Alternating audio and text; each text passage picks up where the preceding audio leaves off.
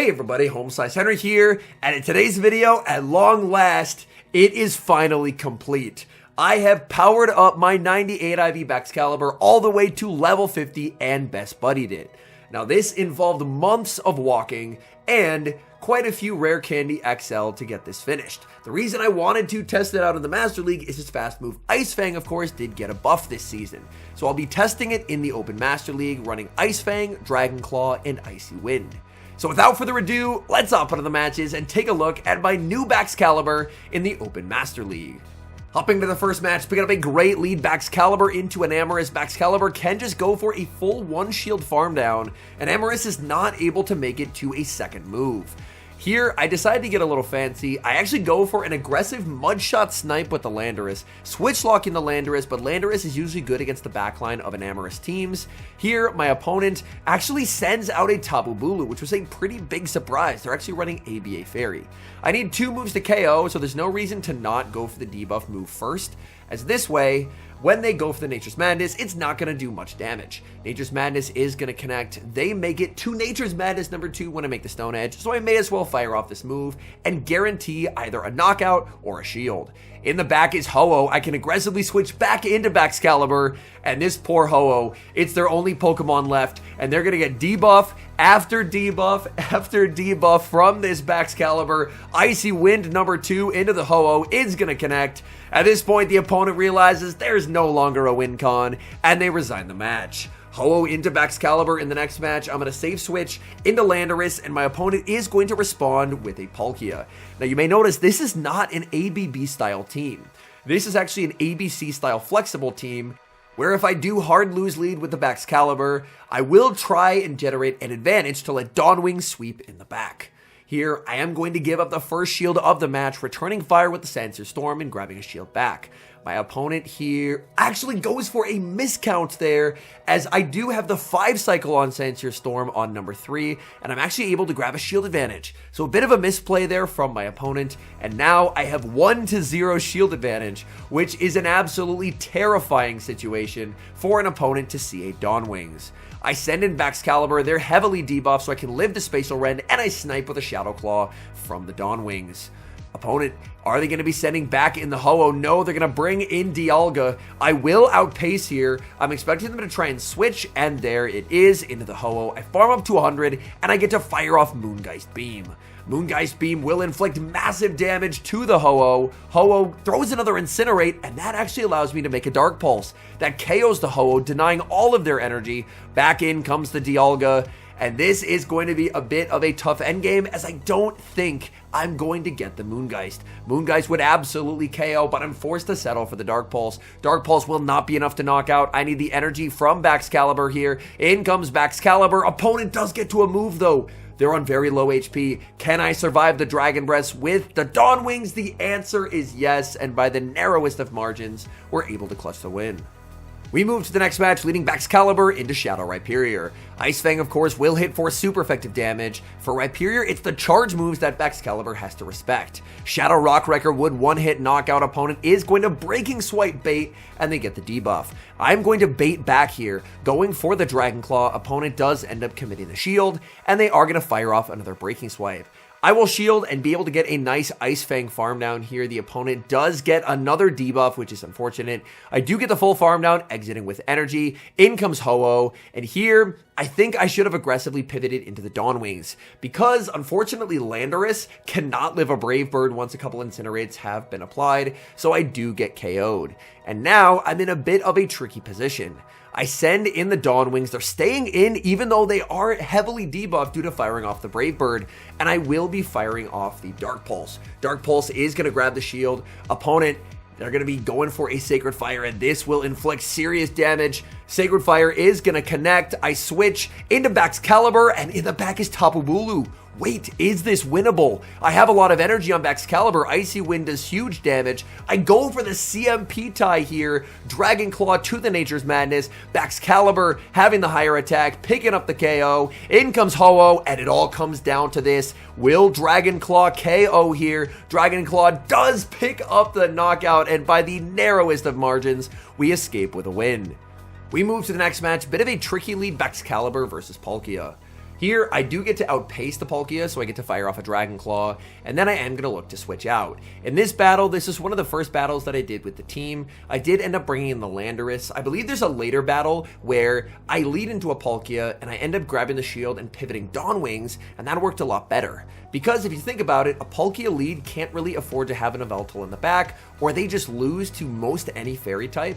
So in that instance, Dawn Wings is actually a pretty successful safe swap. Here, my opponent is actually going to switch out into their Landorus. I'm too low, I can't make the Stone Edge. I can only make a Sandsear Storm, and now I pivot into Baxcalibur, and look at the damage go. I intentionally did not throw my move there, because I actually just want farm on Dawn Wings. I think energy on Dawn Wings can go a long way. In the back is Rhyperior. Oh my goodness. Rhyperior farming up a ton of energy, and I'm going to go for a Dark Pulse bait right before I get to 100 energy. Opponent is going to commit the shield. They do have a ton of energy. This is a tough call to make. I decide to shield. It's going to be the Breaking Swipe. There's the switch to the Palkia, and Palkia gets a move. And I did get debuffed as well, which reduces the Shadow Claw damage. That's going to get me low. I switch to the Landorus. Can I get the farm down? No, I cannot. And unfortunately, by the narrowest of margins, we do lose the game. Picking up a good lead in the next match, Baxcalibur into Kyogre. Opponent save switches into Zacian. And here, typically, for a Zacian save switch, you should actually go into the Dawn Wings, as every Zacian save switch recently is on Quick Attack. And Quick Attack, of course, is double resisted by the Ghost subtyping of the Dawn Wings. So even though Landorus does have a winning matchup here, typically the better play is going to be to send in the Dawn Wings. Here, my opponent, they can just bring in the Kyogre and farm me down, but they end up waiting their clock. And if they do that, I'm going to save it, because I'm expecting that my Landorus will be good in the back, so I aggressively pivot Baxcalibur in the back. I was honestly expecting another fairy type, but Dialga, that's definitely still okay. We get the Icy Wind, we get a debuff, we get to make it to a Dragon Claw, and we're actually able to put in some very solid work against this opponent. I still have the Landorus. I was able to save it, and this is going to force my opponent's hand. They're forced to fire off some energy, so they will go for the Iron Head. I can just let that go, and now I can just 2-shield Dawn Wings. And honestly, one thing that I really liked about this team was it revitalized my love for Dawn Wings. It's an incredibly fun Pokemon. I love Dawn Wings so much. Here I go for the Moon guys. They are going to commit the shield. At this point, their only win con is to commit to a farm down. I will throw on alignment because I know the Moon Guy's beam will knock out, so the Waterfall that sneaks will not register. Dialga's getting farmed down as well, and we're able to take the win. Baxcalibur versus Rhyperior, again, a pretty solid lead. You can win the twos just by straight farming down, although you will typically want to fire off an Icy Wind, so that way you are able to grab a shield back. Again, they are threatening a Rock Wrecker, so I will commit the shield. They do get the Breaking Swipe, and now we're going to see a switch out into the Zacian. And here, again, I don't go into the Dawn Wings. I believe later on with these battles, I do end up responding to the Zacian safe switches with Dawn Wings, and that usually ends up working quite a bit better for me. So I will fire off the Sandsear Storm. That connects, of course, getting that guaranteed debuff, but I gave my opponent too much of an energy head start before I switched, and this actually allows them to pick up a knockout there, and unfortunately, I do lose to Landorus. In comes Dawn Wings. Dawn Wings looking for a farm down, but this Zacian had so much energy, it's able to make another wild charge, and they got insane value out of that Pokemon. I am going to fire off the Dark Pulse. Dark Pulse does not get shielded. Rhyperior, I believe this is only enough for a Breaking Swipe. Breaking Swipe will not KO. They do get the attack drop. I do get a farm down. I still have quite a bit of energy on the Baxcalibur, but it's a Primarina in the back. And if I just played this better, this is just a win. Because I could have, when they save switch to Zacian, put Dawn Wings on it. Dawn Wings has a pretty commanding matchup there, and then I would have had Landorus to destroy the Charm Primarina. But instead, I misplay with the team, and the only person I have to blame for this loss is myself. We move to the next match, and we've got the same leads as last game, but this time the Rhyperior is going to be Shadow. Rhyperior going to be actually throwing on alignment here, so they do only just go for the Breaking Swipe. Breaking Swipe, I will shield, look to go for an Icy Wind. They switch out into Zacian, and now I finally make the better play, and that is to bring in Dawn Wings here. Dawn Wings is going to do very, very well into the Zacian. Zacian, of course, can never ever farm down. Here, I don't want to go for a bait. Rather, I want to guarantee a knockout with a Moongeist Beam. My opponent does end up shielding, but the important thing is I still have my Landorus. And a lot of these Rhyperior double fairy teams are just forgetting that Landorus is a Pokemon. So if you have Landorus in the endgame, you can honestly do quite well. My opponent, after counting, I realized they have enough for the play rough, so I will end up committing the shield. I'm going to farm up as much as I can, farming up to the back-to-back Sandsear Storms, and looking to pick up a knockout. The Sandsear Storm is going to connect in the back. It's Charm Primarina, it's the team from earlier, but this time I finally played it right. I'm able to fire off the Sandsear Storm, and I'm in a bit of an interesting spot. Do I go for a second Sandsear, or do I go for the harder hitting Stone Edge? I elect to go for the Sandsear, saying it's going to do enough damage that I can get rid of this with the Baxcalibur. They can Hydro Cannon me and pick up the knockout, but I have a lot of energy stored on the Baxcalibur. Baxcalibur is going to be able to inflict some very solid damage. In comes Rhyperior. Rhyperior, I'm going to go for an undercharge on the Dragon Claw to get extra Ice Fangs, so that way I exit with an Icy Wind loaded. And with that undercharge, we are cooking. We're going to get our revenge on the Rhyperior Zacian Charm Primarina team, and that is a terrific feeling. But what's not a terrific feeling is staring down Necrozma Duskmane, as that is a Pokemon that is a core breaker for the Baxcalibur Dawnwings core. I save switch into Landorus, my opponent responds with a Palkia, and things are honestly not looking amazing here. However, I do still have play. My goal is to try and look like I'm making a play for switch advantage. I want to get all shields down in this match. If I can get all shields down, then I can nuke everything with Dawnwings. My opponent has already used one shield. I'm committing the final shield. If they just let this go and instead take the shield advantage, then I just completely lose instantly. There is no recovering. But if they double shield, they're heavily debuffed. I have a real chance here, because my opponent, of course, doesn't know what I have in the back, so they're playing for switch advantage because it's a favorable lead. But now I can send in Dawnwings. Opponent is going to pivot out into Landorus. I bank energy, send in the Baxcalibur, and in doing so, I actually lose the game. What I needed to do in this moment was farm up a ton of energy, bank a Moongeist Beam, and then I could have switched out because I would have had a Moongeist Beam. But instead, I farmed down, and now I get farmed by Necrozma Duskmane. They're able to make a Dark Pulse before I make it to mine, and that just does too much damage. So I had the pieces to win this game, but unfortunately, I couldn't put it quite together, as Palkia, by the narrowest of margins, will get the win.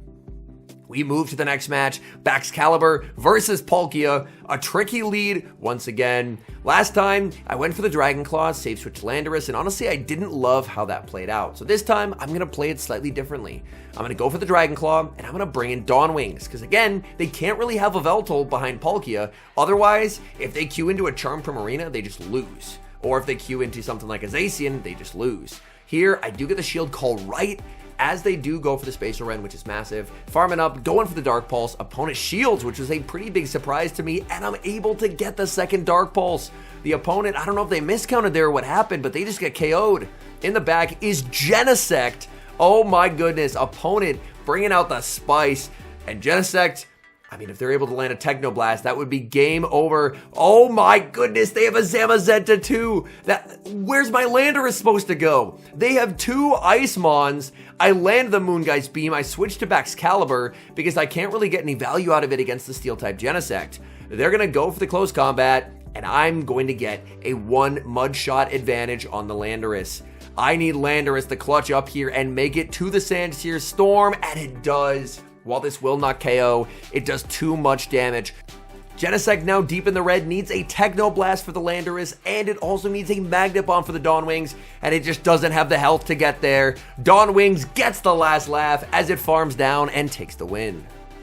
Picking up a good lead in the final match, Baxcalibur into a Veltal. This is another matchup where Baxcalibur can just one shield farm down. The opponent is unable to make a second Oblivion Wing, so I will commit the shield. They're actually running Focus Blast there, but whether they threw Oblivion Wing or Focus Blast, they couldn't make another move.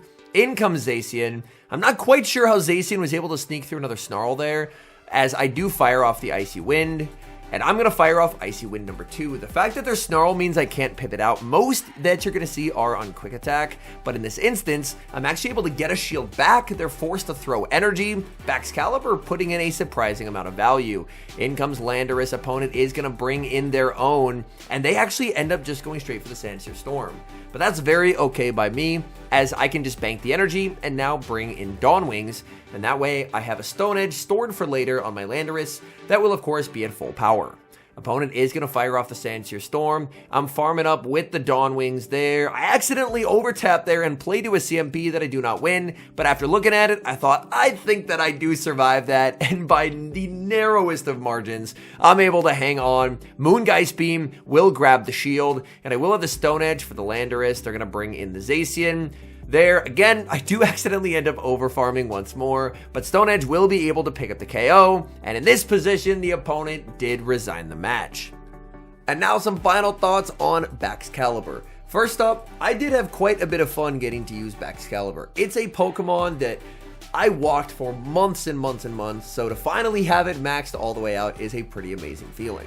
When it comes to its play in the Open Master League, obviously having Ice Fang is a definite plus, as there's a lot of stuff that's weak to Ice Fang, and it does get the same type of attack bonus on Ice Fang as well, allowing it certain one-shield farm downs that other Ice Fangers are not able to do.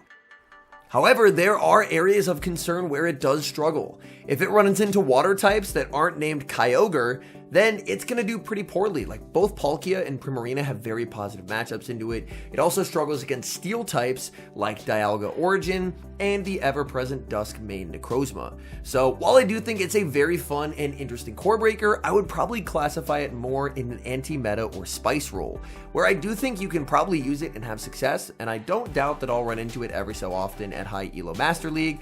I do think that as far as the dragons go, there are probably slightly stronger dragons in that particular niche. So the TLDR is if you want to use it and win with it, you'll probably be able to do so, but it's not a must-build Pokemon in my view. Anyways, thank you guys so much for watching. If you're enjoying the content, make sure to leave a like and subscribe to the channel if you haven't. And a special thank you as always to our channel members here on YouTube. The support you guys provide to the channel is so appreciated. So thank you guys oh so very much. And until next time, I've been HomeSliceHenry.